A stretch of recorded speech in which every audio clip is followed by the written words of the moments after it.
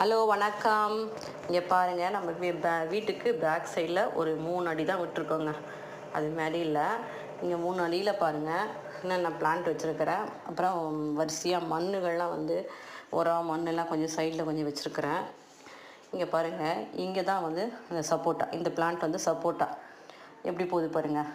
போய் கிராஸாக போய் அதுக்கப்புறமா அந்த சூரிய வெளிச்சத்தை நோக்கி போகுது பாருங்கள்.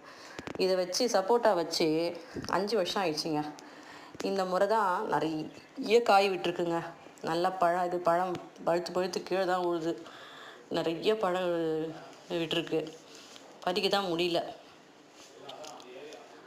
இதே 3 அடி கேப்பில் இன்னும் நம்ம போகன்வில்லா, அந்த ப்ளூமேரியா, ஜிசி பிளான்ட்ஸு, இதெல்லாம் அந்த லங்கன் மல்லிலாம் வச்சுருக்கேன்.